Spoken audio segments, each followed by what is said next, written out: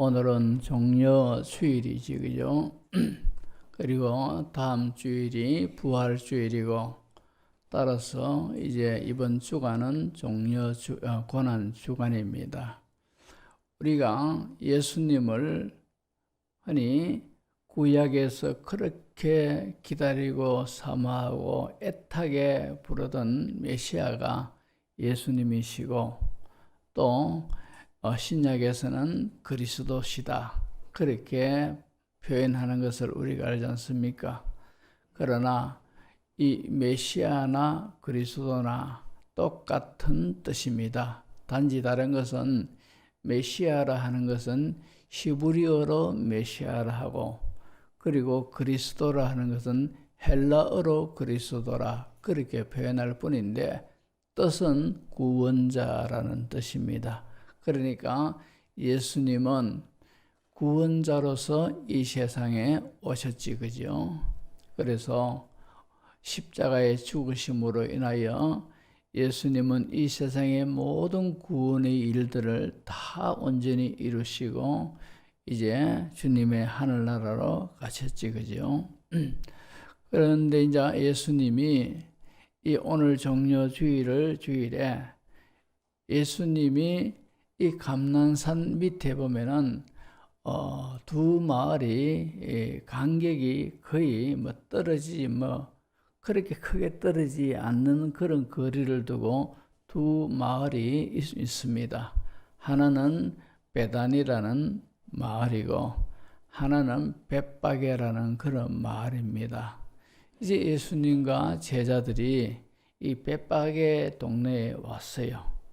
와서 예수님이 제자 둘에게 저 건너편 마을에 가면은 어미 나귀가 매여 있고 그 어미 나귀에게 새끼가 그 옆에 있는 것을 볼 것이다.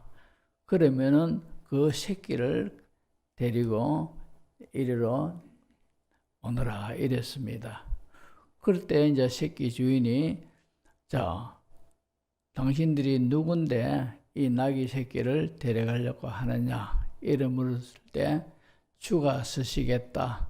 그렇게 하면은 그 사람이 순순히 이제 나귀 새끼를 줄 것이다. 이래 가지고 나귀 새끼를 데려왔고, 예수님은 그 나귀 새끼를 타시고 이제 벳바게에서 예루살렘까지 나귀 새끼를 타고 이제 입성하시지 않습니까? 그죠? 그런데 예수님은 이미 온 유대와 그리고 온 나라에 이미 예수님에 대해서 유명한 어떤 그런 분이기 때문에 예수님의 일거수일투족은 다 뉴스거리고 참으로 모든 이목이 집중되어 있는 그런 상태지, 그죠? 그래서 왜 그런가 하니까 예수님이 3년 동안의 그 사역에는 사람이 할 수 없는 그런 기적과 놀라운 기사를 많이도 행하셨고, 또 가르치는 교훈이 세상에서 가르치는 그런 선생들의 가르침하고는 권세가 다르더라는 거죠. 그러다 보니까 맨 처음에는 우리 중에 큰 선지자가 왔구나, 사람들이 그렇게 생각을 했는데, 나중에 이제 급기야는 이분이 우리가 그렇게 기다리던 메시아다, 그죠?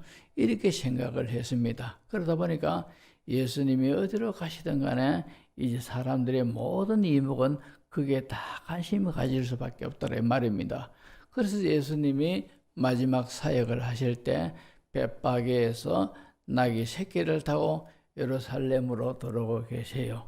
그런데 이 벳바게 마을에서 예루살렘까지 거리는 학자들에 의하면은 2km 내지 3km밖에 안 됩니다. 불과 그 마을에서 예루살렘까지 거리는 이 거리를 나귀 새끼를 타고 입성을 하시는데, 이미 사람들은 어디서 어떻게 소문을 들었는지 이 예루살렘 밖에 확 몰려들었어요. 그리고 이제 예수님이 출발하시는 이 벳바게 마을에서부터 이미 사람들은 예루살렘까지 좌우에 길가에 전부 다 이렇게 있는 겁니다. 그리고 예루살렘에 예수님이 나귀 새끼를 타고 예루살렘에 입성하실 때에 사람들은 누구의 시킴도 아니고 좌우에 다 늘어서 가지고 어떤 사람들은 겉옷을 벗어 가지고 길에 펴고 어떤 사람은 종려나무 가지를 꺾어 가지고 양손에 흔들면서 호산나 호산나 다윗의 자손이여 호산나 하면서 찬송하고 열광하는 겁니다. 이 다윗의 자손이여 하면서 호산나는 거죠. 호산나는 구원하소서 이런 뜻이고, 그죠? 다윗의 자손이여 하는 것은 왜 하는가 하면은 이 구약의 메시아가 다윗의 자손에서 온다라고 이미 구약에 약속을 해놨습니다. 그러니까 이 사람들이 다 다윗의 자손이여 우리를 구원하소서 하면서 호산나라고 외치는 것은 이미 이들은 예수님을 메시아로 그렇게 여기고 있는 겁니다. 그때 그 당시에 우리가 알다시피 이 유대인들은 전부 다 로마로부터 지배를 당하고 인격적으로 짓눌림을 당하고 생활에 여러 가지 힘든 일을 겪는 그런 세월을 그들은 살고 있지 않습니까? 그러니까 그들은 이제 메시아가 오시면은 우리는 이 로마로부터 이 메시아가 우리를 구원해 줄 것이고 우리는 자유민으로서 자주 국가를 이제 형성해서 마음껏 이제는 자유롭게 살 것이다. 이런 것을 꿈꾸면서 메시아를 기다리고 있었다 이 말입니다. 그러니까 이제는 예수님이 예루살렘에 입성하실 때에 이젠 드디어 이제 로마 제국을 물리치고 이제 자기들에게 자기 민족에게 자유를 주시기 위하여 예루살렘 성에 입성하시는구나 이런 기대감을 갖고 막 일렬이 그려 환영을 하고 있더라 말입니다. 그렇지만도 예수님은 왜 예루살렘에 입성하고 있습니까? 왜 나귀 새끼를 타고 예루살렘에 입성하고 계십니까? 예수님이 나귀 새끼를 타셨다는 것은 겸손의 표상이고 또 하나는 구약에 예수님이 어린 나귀를 타고 예루살렘에 입성하신다라고 구약의 메시아에 관하여서 예언되어 있습니다. 그러니까 그 모든 예언의 말씀을 성취시키기 위해서 나귀 새끼를 타시고 지금 입성하고 계신데 말입니다. 근데 예수님의 입성하신 그 모든 목적은 바로 십자가에 죽으시기 위하여, 십자가에 달려 죽으시기 위하여. 그리고 오늘 본문에 우리가 읽었지, 그죠? 이사야 53장 4절에서 9절에서는 바로 메시아가 이 세상에 와서 하실 그 모든 사역에 관한 것을 이미 기록해 놓고 있습니다. 근데 이 기록한 이가 바로 이사야 선지자지, 그죠? 이사야 선지자는 예수님 오시기보다도 700년 전에 활동하던 선지자입니다. 근데 이 사람이 구체적으로 이렇게 이렇게 예언을, 메시아에 대한 예언을 이렇게 기록한 것은 이건 자기가 했는 것이 아니죠. 하나님이 이사야에게 환상을 보여주셨고 말씀을 주셨기 때문에 이사야는 받아 기록한 것밖에 없더라 말이죠. 그러니까 지금 이 말씀은, 이 메시아에 대한 이 말씀은 하나님이 그렇게 하셨다, 이렇게 말씀하신 그 모든 예언의 말씀이다 이 말입니다. 그러니까 예수님은 메시아로서 이 세상에 오셨고 지금 메시아로서의 완성된 사역을 이루시기 위하여 지금 예루살렘에 입성하고 계시더라 이 말이지, 그죠? 그러니까 지금 좌우 연도에 열광하면서 흔드는 이 사람들의 그 모든 바람하고는 전혀 다른 모습으로 목적을 두고 지금 예수님은 예루살렘에 입성하고 있습니다. 특히 오늘 본문의 말씀은 예수님이 이 땅에 오셔서 하실 일을 구약에 다 예언된 이 말씀을 이제 성취시키기 위해서 들어오는 마지막 단계의 사역의 순서이다 이 말입니다. 그래서 이사야 53장을 가리켜서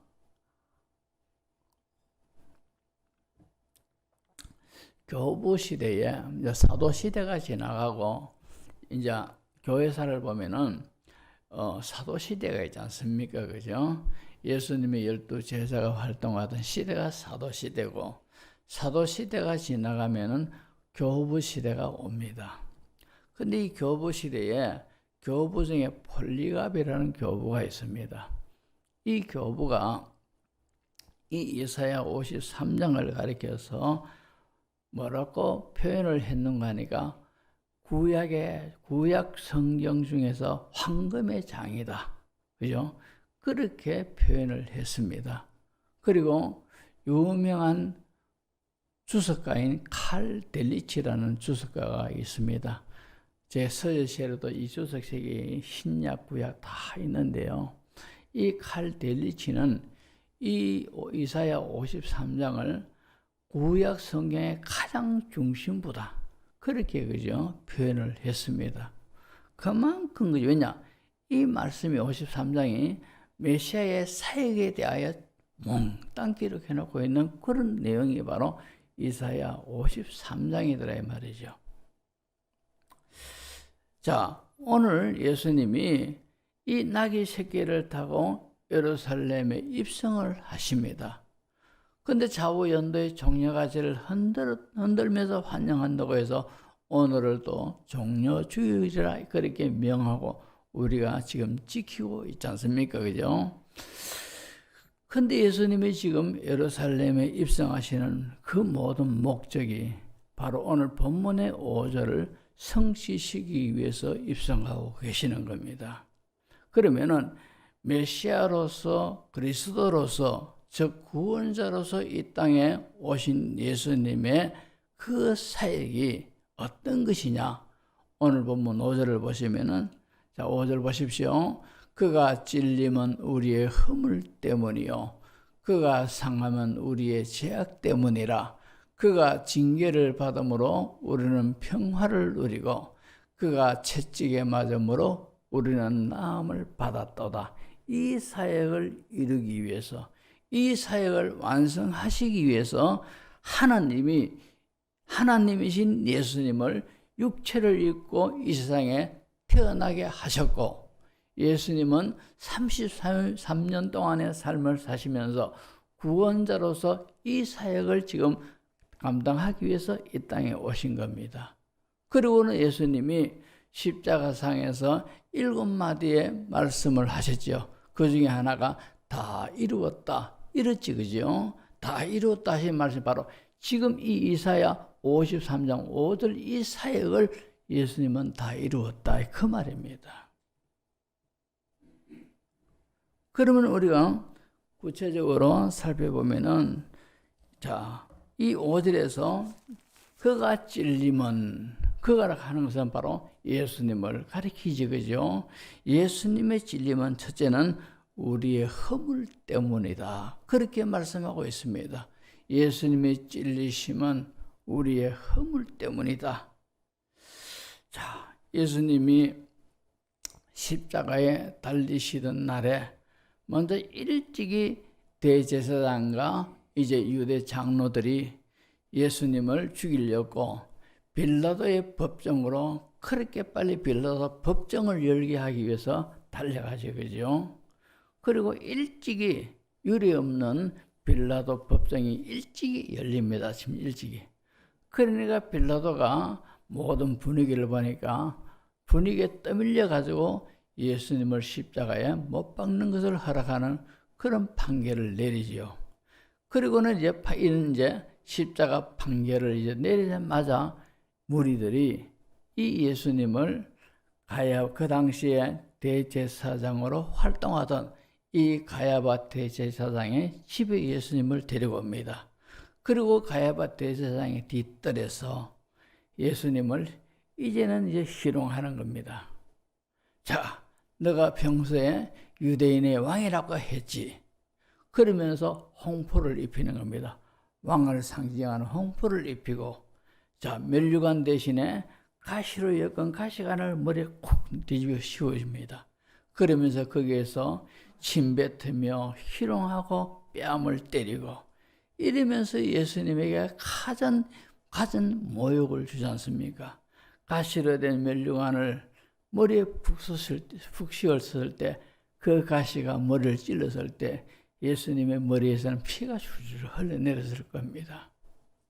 그리고는 나중에 예수님이 십자가에 달리셔서 운명하셨을 때에 로마 병정이 참말로 예수님이 다 죽었나 살았나 이걸 확인하기 위해서 옆구리에다가 창을 콱 찌르지 않습니까? 그에 치르니까 물과 피가 따로 나오더라는 말이죠. 이 말은 완전히 죽었다는 증거입니다. 그래서 그가 찔림은 우리의 허물 때문이요. 자, 가시관으로 인해서 머리가 찔리고 십자가상에서 로마인들에게 창자로 인해서 찔리고 이런 찔림은 누구를 위한 찔림이냐? 우리의 허물 때문에 그렇게 찔림을 당하셨다는 것이요. 저와 여러분들의 허물 때문에 예수님은 그렇게 찔림을 당하셨다라고 성경에 분명히 말씀한 것입니다. 그가 찔림은 우리의 허물 때문이요. 그래, 허물이라는 것이 뭐냐? 허물은 정확하게 말을 하면은 하나님의 법을 위반하는 것이 허물입니다. 하나님의 계명, 하나님의 말씀을 위반하는 것이 허물이라요. 하나님의 말씀에 온전한 사람이 세상에 어디 있습니까? 그러니까 모든 사람들이 다 허물이라는 죄를 뒤집어 썼다 이 말입니다. 근데 예수님이 이렇게 찔리시면 우리의 허물 때문에 찔리셨다라고 그렇게 말씀하고 있습니다. 다시 말해서 우리가 하나님의 말씀, 하나님의 법을 위반하여 당해야 할 그 모든 죄의 벌을 예수님이 그렇게 대신 찔림으로 우리의 허물을 다 사해 주셨다 말입니다. 그래서 에베소서에 보면은 허물과 죄로 죽었던 우리 이랬지 않습니까? 바로 예수님이 그랬다는 것이죠. 우리는 다 허물이 있는 존재인데 예수님이 다 이렇게 찔리심으로 우리의 허물을 대신 다 담당하셨습니다. 그리고 두 번째로 다시 본문을 보시면은 거기에 보면은 첫 번째로는 그가 찔림은 우리의 허물 때문이요. 두 번째로 그가 상함은 우리의 죄악 때문이라 그렇게 말씀하고 있습니다. 예수님의 상함은 우리의 죄악 때문입니다. 여기에 상했다 하는 것은 무엇을 의미하는가 하면 죽었다 이 말입니다. 죽임을 당했다라는 것을 그가 상함은 이렇게 표현하고 있습니다. 실제적으로 예수님이 십자가에 달리셔서 죽음을 당하셨지 않습니까? 이것을 두고 그가 상함은 우리의 죄악 때문이라 성경의 구약에 분명히 오늘 본문에 그렇게 말씀하고 있습니다. 예수님이 십자가에 달려가 죽으셨는데 이것은 바로 우리의 상함, 우리의 죄악 때문이라고.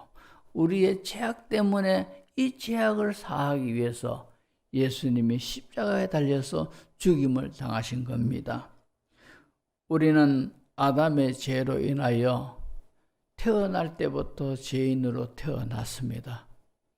그래서 이 다윗이 밧세바와의 범죄로 인해서 나단으로부터 죄를 지적받고 참 뼈아픈 회개의 눈물을 흘리면서 하는 고백이 이사야 51장 아니겠습니까? 그 회개하는 중에 하는 말이 하나님 앞에 제가 죄를 지었고 모친이 나를 죄 중에 잉태하였습니다. 이렇게 그죠? 고백하는 것을 우리가 보지 않습니까? 모친이 죄 중에 나를 잉태하였기에 나는 남에서부터 죄인으로 태어났고 죄인으로 태어났기 때문에 죄성을 가진 제가 이런 죄를 짓게 될 수밖에 없었습니다. 이런 내용이더라 이 말입니다. 이게 왜 그렇습니까? 바로 우리 희조되는 아담의 하나님 앞에 불순종함으로 죄를 짐으로 그 죄가 자꾸 자꾸 전이 돼가지고 아담의 후손들인 우리는 나면서부터 죄 가운데 태어난다 말입니다. 그래서 로마서에 보면은 의인은 없나니 하나도 없으며 이렇게 말씀하고 있지 않습니까? 그러니까 이 세상에 태어나는 모든 사람들은 전부 다 죄인 되어 태어난다 이 말입니다. 다 죄인 되어 태어나가지고 이 세상에 살면서 얼마나 수많은 죄를 졌습니까? 미워하는 것도 죄요, 시기하는 것도 죄요, 질투하는 것도 죄요, 남을 비판하는 것도 죄요, 생각으로도 죄를 짓고 마음으로도 죄를 짓고 감정으로도 죄를 짓고 부모를 마음 상하게 하는 것도 죄요. 그러니까 성경에서 죄라고 정의하는 이 가운데서 피해갈 사람은 한 사람도 없습니다. 태어나면서 우리는 죄인으로 태어났고 태어나서 살면서 수없이 많은 죄를 짓고 살았다 이 말입니다. 로마서에 보면은 죄의 대가는, 죄의 값은 사망이라 했습니다. 이건 전인적인 사망입니다. 이 세상에서 하나님과 완전히 관계없이 사는 것이 바로 영적인 그런 사망이고, 그리고 육체가 죽는 것도 사망이고, 그 다음에 영혼이 멸망에 처하는 것, 이거 사망입니다. 사망이라면 이런 세 가지 의미를 두고 있는데, 이 전인적인 사망이라는 것이 바로 죄의 대가는 사망이요 하는 이 사망이 이 세 가지를 전부 다 포함하고 있는 그런 의미다 이 말입니다. 그러니까 이 죄 문제를 해결하지 못하면은 이 세상에 아무리 잘 살고 화려하게 살고 큰 땅이 진동할 만한 그런 일을 일으키고 그런 업적을 남기며 살았다 하더라도 이 죄 문제 해결하지 못한 사람은 죽어서 그 영혼이 형벌 속에 들어간다 이 말입니다. 그러니까 그런 사람은 성공 같거나 실패한 인생이요, 우리가 없이 살고 힘들게 살고 골골하며 살고 슬픔 가운데 살고 힘들고 고되게 살았다 하더라도, 그러나 내가 예수님을 믿었다면 그 사람은 실패 같거나 성공한 인생인 줄로 믿습니다. 그래서 그가 상함은 우리의 죄악이기 때문이요, 예수님의 십자가의 그 죽으심이 우리의 모든 나면서부터 지은 죄, 그리고 지금까지 살아오면서 그 모든 지은 죄, 이 모든 죄를 예수님이 다 자신이 해결하기 위해서 십자가의 죽임을 당해 주셨다 이 말입니다. 그래서 우리 예수 믿는 사람을 가리켜서 의롭다 함을 입었다 했지 않습니까? 교리적으로는 이것을 칭의라 그렇게 말을 하는데, 예수님을 나의 구세주로 믿으면은 그 사람을 하나님이 의롭다 인정해 주신다 했습니다. 근데 여기 의롭다는 여기 거기서 말하는 의는 어떤 의냐? 죄가 한 털도 보이지 않는 그런 의입니다. 죄가 전혀 보이지 않는 완전한 의가 바로 그런 의입니다. 그러니까 천국은 누가 가느냐? 죄가 눈꼽만큼이라도 있는 사람은 절대 천국에 못 간다 했습니다. 왜냐? 천국에 가는, 거기는 올라가는 시온의 대로는 거룩한 길입니다. 죄 있는 사람은 그 길을 지나가지 못한다라고 이사야 선지자가 말하고 있지 않습니까? 그러면은 천국에 누가 갈 수가 있느냐? 아무도 못 간단 말입니다. 그러나 예수 믿는 사람은 갈 수 있어요. 왜 그러느냐? 하나님이 우리 믿음을 보고, 예수님을 믿는 그 믿음을 보고 하나님이 우리를 의롭다 여겨주신다 했습니다.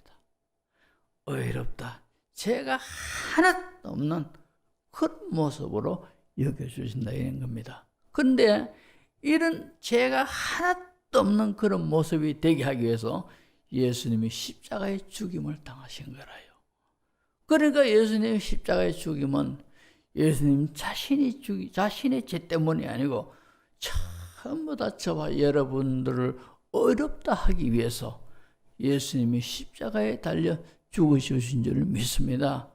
왜 그런가 하니까 우리가 알다시피 예수님은 나면서도 죄 없는 모습으로 이 세상에 태어나셨고, 왜 동정녀를 통해서 이 땅에 태어났습니까? 바로 사람은 나면서부터 죄인이란 아담의 죄에 걸리지 않게 하기 위해서 동정녀를 통해서 성령으로 이 땅에 탄생하셨고, 33년의 비록 짧은 인생을 사시지만도 예수님은 생각으로, 감정으로, 언어로, 행동으로 죄 없이 사셨다는 것이요. 그러니까 예수님 자신의 십자가에 달리심이 예수님 자신의 죄로 인해서 십자가에 달린 게 절대 아니라는 거죠. 그럼 왜 달리셨느냐? 오늘 본문에 말하기를 그가 상함은 우리의 죄악 때문이요. 그 상함은 죽임을 당함은 이 말입니다. 그가 죽으심은 우리의 죄악 때문에 죽으셨더라 이 말입니다. 아멘. 얼마나 감사합니까? 얼마나 감사합니까? 이 은혜 우리가 어떻게 다 표현할 수 있고, 이 은혜 우리가 어떻게 다 갚을 수가 있습니까?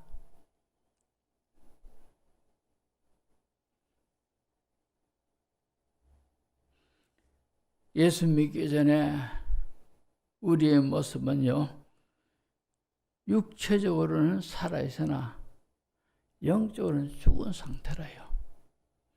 에베소서 2장 1절을 보시면은 그는 허물과 죄로 죽었던 너희를 살리셨도다. 허물과 죄. 허물, 제가 말씀드렸죠. 하나님의 법을 위반하는 죄. 하나님의 법에서 완전한 사람 하나도 없지 않습니까?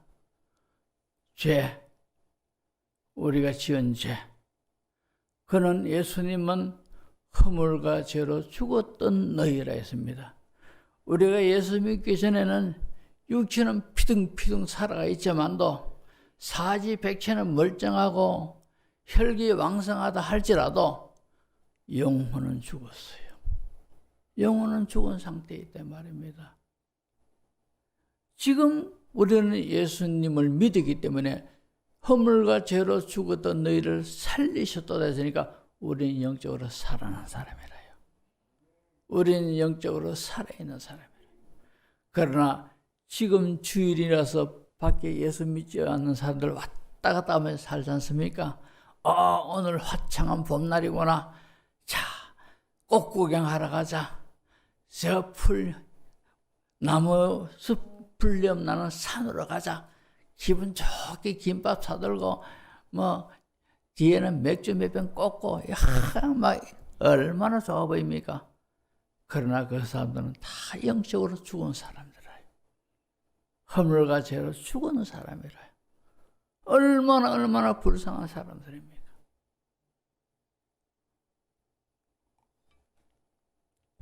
그런데 예수 믿기 전에도 우리도 똑같은 사람들이었다는 거죠. 우리가 예수 믿기 전에는 우리도 똑같이 허물과 죄로 죽었던 우리들이에요.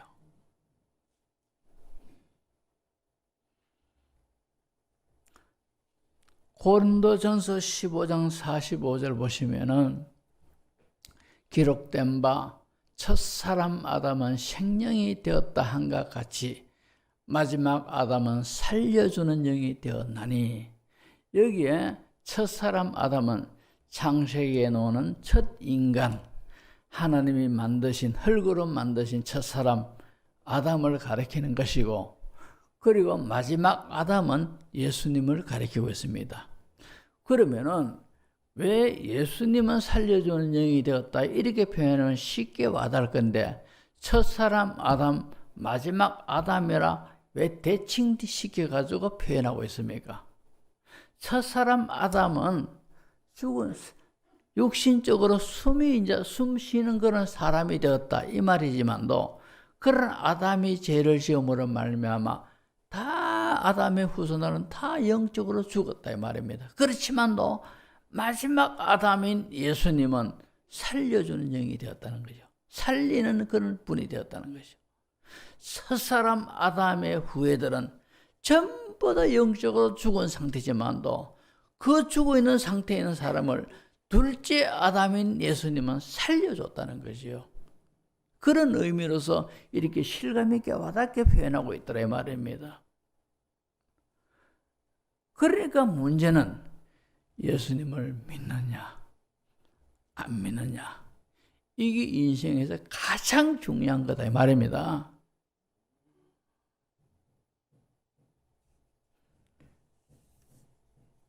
그리고 세 번째로 예수님의 사역 중에 하나가 그게 뭡니까? 그가 징계를 받음으로 우리는 평화를 누리고, 그가 징계를 받음으로 우리가 평화를 누리고. 예수님은 이 땅에 육체를 입고 오셨다는 것 자체가 하나님의 징계를 받으면서 왔다는 거라요. 왜 그런 것입니까? 예수님의 본체가 누굽니까?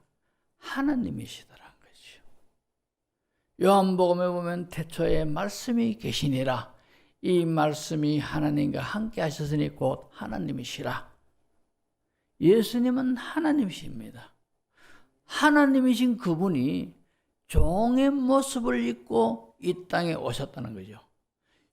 육신을 입고 이 땅에 피조물이 되신 그 모습으로 왔다는 그 자체가 벌써 하나님의 징계를 받으면서 왔다는 것 말씀입니다. 그러니까 예수님 자신 입장에서는 얼마나 참 안타까운 그런 고통이겠습니까? 내가 하나님인데 피조물이 되어가지고 이 지금 왔다는 거죠. 그 자체부터가 벌써 징계라요.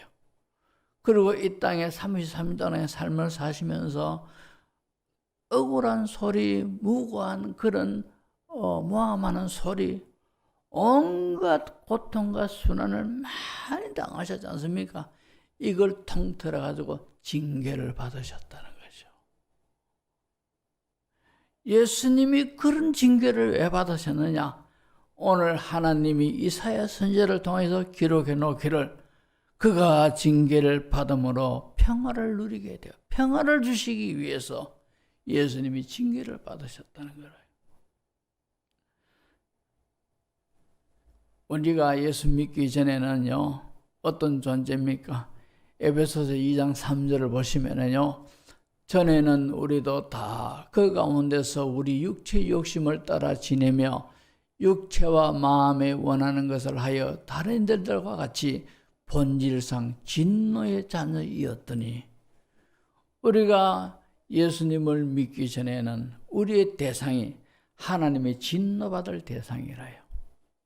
하나님의 진노를 받을 대상이더라 이 말입니다. 이런 우리가 이제 예수님이 대신 우리가 믿음으로 인해서 예수님이 대신 우리의 징계를 다 예수님이 담당하신 거예요. 우리가 하나님의 진노를 받아야 될 그 징계를 예수님이 대신 다 징계를 받으신 거라요. 그러니까 이제 우리는 하나님의 진노의 대상 아니고 이제는 하나님과 평화하게 되는 겁니다. 성경에 보면은 우리는 하나님과 원수 관계가 됐습니다. 하나님과의 관계, 우리 관계에서 죄악의 담이 딱 가로막혀가지고 하나님과 우리 사이에는 완전히 영적으로 단절된 상태였습니다. 그런데 예수님이 징계를 받으심으로 인해서 십자가형 받으신 그것도 징계 아닙니까? 그러니까 이 징계를 받음으로써 이제 하나님과 우리 사이에 이 껄끄러운 관계를, 진노의 대상인 우리가 이제는 하나님과 우리 사이가 화평하게 평화한 그런 관계로 예수님이 징계를 받으심으로, 대신 받으심으로 이런 하나님과 우리 사이를 평화한 관계로, 그런 관계로 회복시켜 놓으셨다는 거죠. 자, 평화한 관계가 어떤 관계입니까? 우리가 전에는 하나님의 진노를 받을 수밖에 없는 그런 대상인데 이제는 하나님이 우리의 아버지가 되셨고 우리는 하나님의 자녀가 됐습니다. 우리는 진노의 자녀가 아니고 하나님의 사랑의 대상, 하나님의 은총의 대상, 하나님의 보호를 받는 대상, 하나님의 선한 인도를 받는 대상, 하나님의 아낌을 받는 대상, 하나님의 소유된 사람. 할렐루야. 그래서 우리가 기도하면 하나님 우리 기도를 얼마나 기쁘게 받으십니까? 마태복음 7장에 보면 구하라 주실 것이요. 예수님 말씀하셨지 않습니까? 그러면서 하시는 말씀이 이 땅에서 악한 아버지라도 자식이 생선을 달라는데 뱀을 주겠느냐? 떡을 달라 하는데 아버지 떡 좀 주세요 하는데 애따 하면서 돌을 들 그런 아버지가 어디 있겠느냐?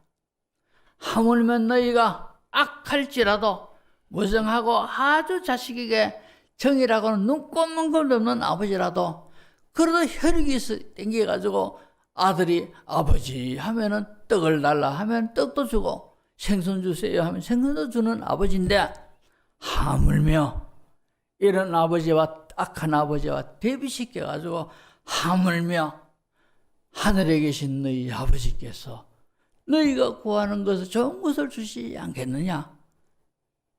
이런 아버지가 됐단 말입니다. 이제 하나님이 우리가 구하면은 다 알고 계시고 다 듣고 계신 하나님이 좋은 것을 주신다 이 말입니다. 이런 평화의 관계가 됐습니다. 이런 은혜가 어떻게 됐습니까? 예수님이 징계를 받으심으로 이런 놀라운 하나님과 우리 사이의 관계를 회복시켜 놓으신 줄로 믿습니다.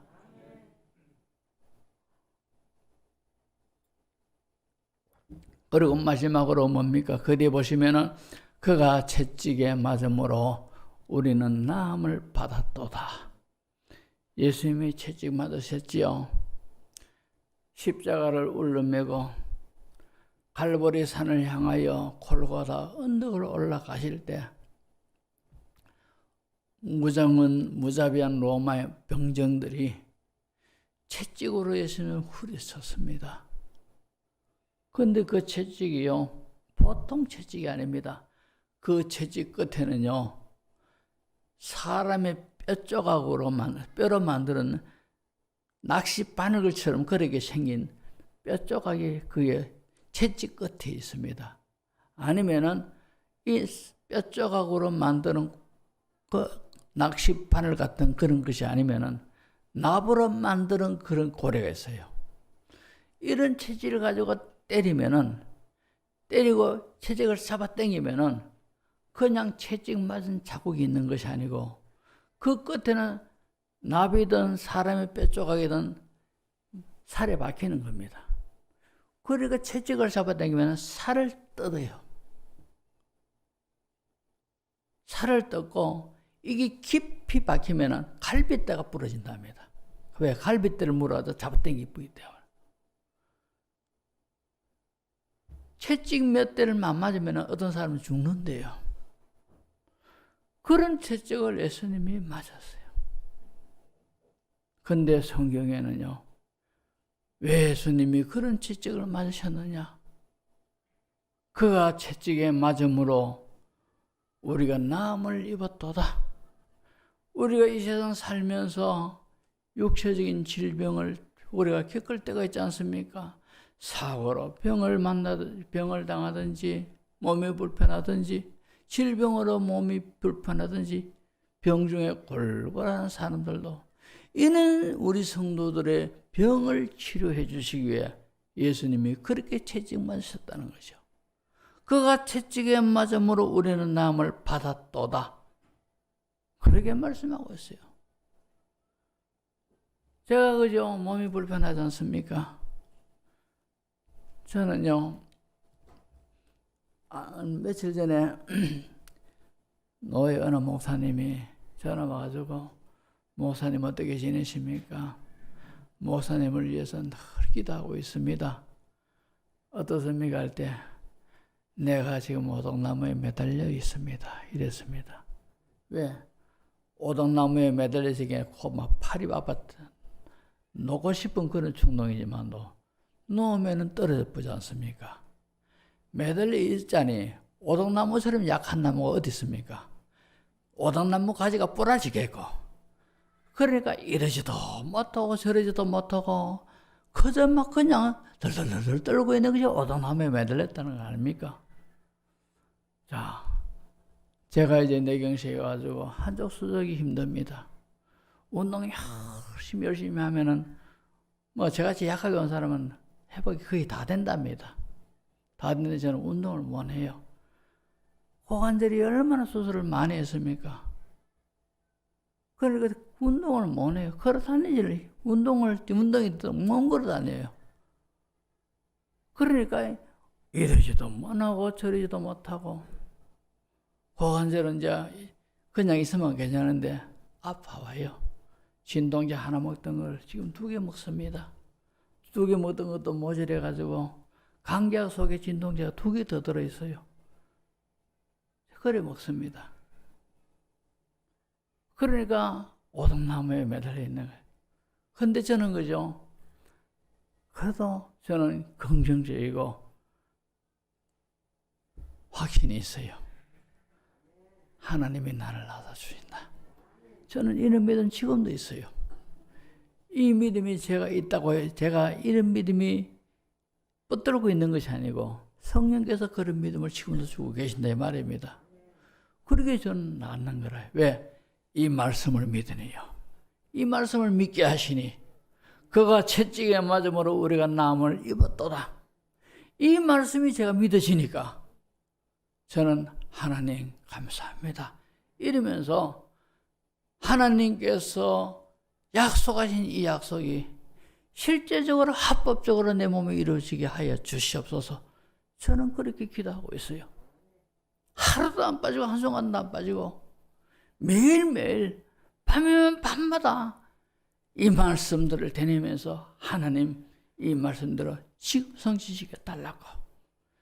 이 고통을 통해서 하나님께서 어떤 선한 뜻이 있는지는 모르겠으나 그러나 분명한 것은 이 말씀대로 주여 제게 이루어 주실 줄 저는 믿으니 이 말씀대로 신실하신 하나님이여 제게 역사하소서. 그렇게 하기 때문에 저는 믿어요. 그래서 저는 희망인 거예요. 안 그러면은요, 이런 믿음이 없으면 저는요, 참으로 인간적인 그걸 하면은, 그 뭡니까, 부엉이 바위로 갔습니다, 저도.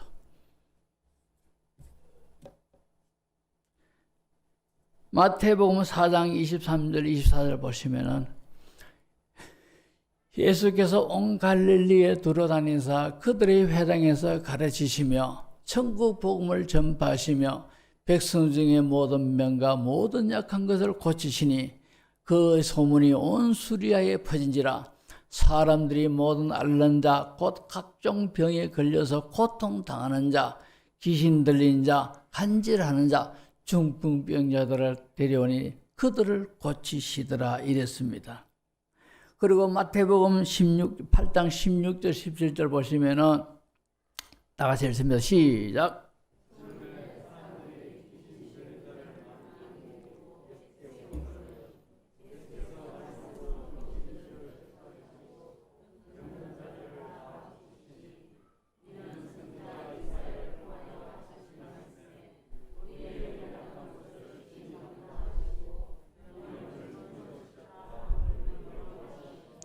아멘. 보십시오.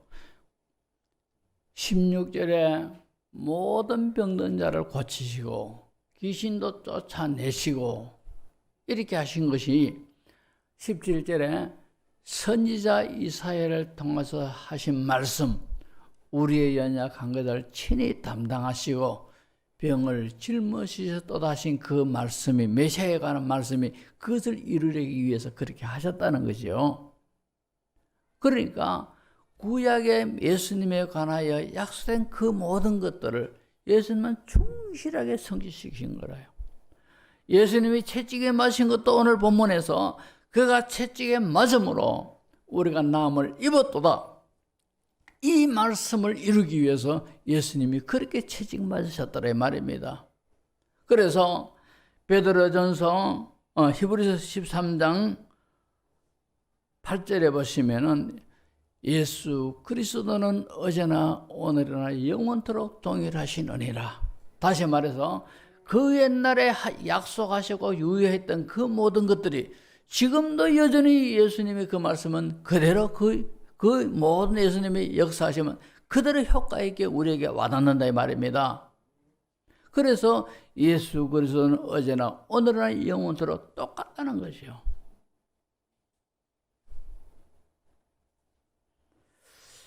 베드로전서 2장 24절 보시면은 친히 나무에 달려 그 몸으로 우리 죄를 담당하셨으니 이는 우리로 죄에 대하여 죽고 의에 대하여 살게 하려 하심이라. 그가 채찍에 맞음으로 너희는 나음을 얻었나니. 베드로 사도가 이렇게 말하고 있는 겁니다. 그가 채찍에 맞음으로 너희는 나음을 얻었나니. 이 얻었다 이 말은요, 현재 완료, 과거 완료형입니다. 그러니까 나을 것이다 이것이 아니고 이미 이 말씀대로 믿는 성도들은 나음을 받았다는 거죠. 나음을 받았다는 거죠.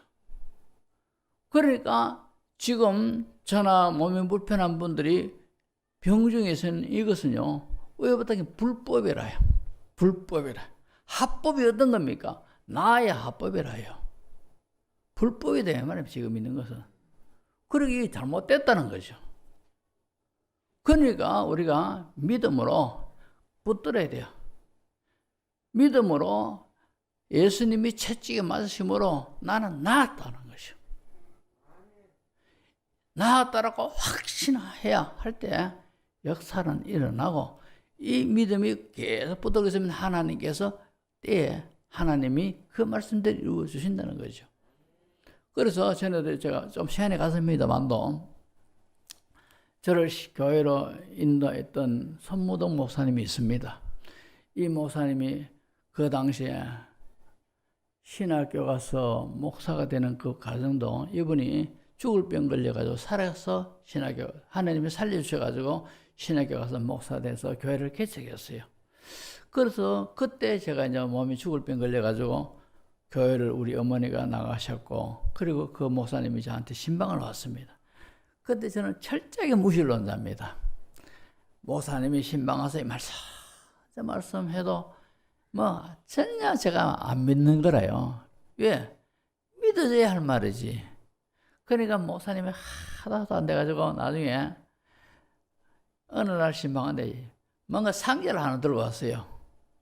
무슨 상자인고 하면서 이제 상자를 자기가 보여주는데 자기가 폐병 4기간 그랬답니다. 그래서 그 상자 속에 약병이 들었는데 이 전부 다 폐병 환자들이 먹는 약인데 보험소서 그때 폐병 환자들은 공짜로 그 약을 준다네요. 그 약을 먹었다는 거죠. 그걸 이래 먹던 냅니다. 이러면서 김해에 가면 무척산 기도원이 있습니다. 그죠? 이 무척산 기도원에 이제 아무리 자기가 해도 안 났으니까 이제 하나님 앞에 내가 기도하다가 살든지 죽든지 마지막이다 하면서 무척산 기도원이 가파릅니다. 김해에 가다 보면 무척산 기도원이 그죠? 이 좌측에 있는데 이 무척산 기도원 올라가면서 그래서 폐병 환자는 숨이 가보면은 피가 자가 나와요. 그러니까 그럴 때다 가만히 움직이더라 가만히 해야 되지. 숨이 좀 가쁘게 하고 힘 좀 들면은 피가 올라와요. 폐병 상하게 되면 더 심하지요. 그러니까 산에 올라가는데 힘이 드니까 자꾸 이제 피가 올라오는 겁니다. 그래도 이 목사는 믿습니다. 그러면서 베드로전서 2장 24절 그가 채찍에 맞음으로 우리가 나음을 받았도다. 나는 나았다. 하나님이 내보고 나았다. 모두가 나았다. 이렇게 말씀하셨다. 사탄아 물러가라. 피를 보면서 사탄이 그죠? 네가 어디 나았느냐. 현실적으로 피를 토하고 너는 죽어가고 있어. 피 속에서 사탄이 그렇게 말하는 것 같더랍니다. 그래도 사탄아 물러가라. 하나님이 내보고 나았다 하신다. 이러면서 올라갑니다. 그리고 믿습니다. 올라가는데 또 피가 탁 통하는 길에 어디 나왔노? 네가 믿는다 하지만 봐라. 피 피 속에서 사탄이 또 그렇게 너는 죽어가고 있어. 곧 죽어. 피를 토하고 토하는 속에서도 믿습니다. 주님의 약속을 믿습니다. 그가 채찍에 맞음으로 내가 나음을 입었다. 올라가면 피가 또 올라가면 사탄은 아니다. 너는 죽을 병 걸려 지금 죽어가고 있어. 자꾸 이렇게 반복해서 올라가는데 그러다 한 걸음 한 걸음 올라갑니다. 무처상 기도원에서 소나무 뿌리 붙잡고 기도하다가 뭐 어떻게 하나님 앞에 결판 내려고 했는데 올라가다가 중간쯤 되니까 숨은 턱도 가빠졌는데 피가 안 토해지더래요. 이상하다. 내가 왜 피가 안 토해지지? 그절로 나왔는 거라요. 그래서 이 목사님은 기도만 하고 안 해도 믿음을 가지고 그렇게 꽉 붙들고 올라가니까 그것이 나와붙는 거라요. 그래가지고 그 약봉지를 보여주면서 하나님이 이런 하나님이다 하면서 한데도 저는 그래도 안 믿었어요. 왜? 저 안 믿기로 작정을 했으니까요. 근데 나중에 도저히 포기를 하고 마지막 신방입니다 하면서 와가지고 신방 예배 들어가고 난 다음에 떡 일러서 가시면서 성경책 속에 살 길이 있습니다. 이렇게 하고 탁 나가시더라고요. 그 말이 내게 속 들어오더라고요. 그때는 제가 누구라도 거짓말이라도 어떻게 하면은 사는 방법이 있는데 일소라도 듣고 싶었는 거래요. 종합병원 가도 어디 가도 전부 다 고개 잘려요. 흔드는 그런 사람들인데 거짓말이라도 누가 나한테 헛말이라도 이렇게 하면 살 수도 있습니다. 이 소리를 듣고 싶었는데 성경 속에서 살 길이 있다 이렇게 하면서 올라가니까 그게 싹 들어오더라고요. 그래서 제가 성경 읽다가 하나님 만나지 않습니까? 할렐루야. 그가 채찍에 맞음으로 우리가 나음을 입었나니 과거 완료형입니다. 그래서 우리가 병이 걸렸을 때 아이고 하나님 말씀이고 나는 지금 죽어가고 있다. 야, 이 병은 절대 못 낫는다. 이렇게 생각하는 사람은요, 믿음이 그만큼 약하다는 증거입니다. 갈라디아서 3장 13절 14절 보시면요, 다 읽습니다. 시작.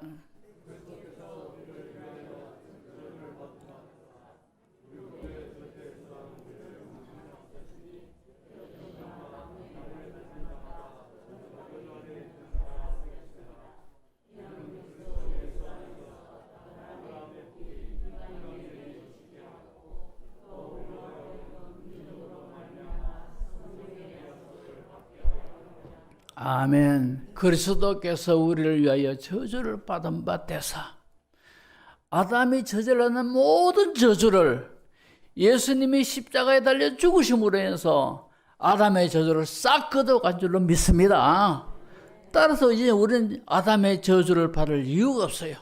아담의 저주 아래에서 고통 당하고 가난하고 헐벗고 우리가 괴로움을 당하고 고통을 당하고 이럴 이유가 이제 하나도 없단 말입니다. 예수님이 저주를 대신 다 담당해 가셨습니다. 이제 예수 믿는 우리들에게는 아브라함의 복을 받을 자격이 있는 겁니다. 이 사실이 바로 우리 이렇게 예수 믿는다는 것이 얼마나 대단한 증거입니까? 자, 성경에 보면은 나사로가 죽었습니다. 죽은 지 나흘이 됐어요. 나흘이 되면은 모든 것이 냄새가 나고 썩었습니다. 신경 조직, 혈관 조직, 장기는 다 썩었지 않습니까? 누가 봐도 죽어 냄새 나는데 왜 산다 합니까? 그러나 예수님이 나사로를 살리셨지요. 무덤 속에 있는 나사로야 너느라 하니까 그 말씀대로 나사로는 모든 것들을 이성을 초월하고 과학을 초월하고 환경을 초월해서 살아났는 거라요.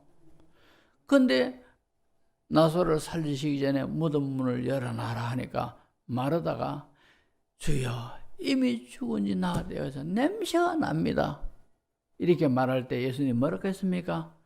마르다에게 내 말이 네가 믿으면 하나님의 영광을 보리라 했습니다. 우리가 하나님의 약속을 믿으면 하나님의 영광을 볼 줄 믿습니다.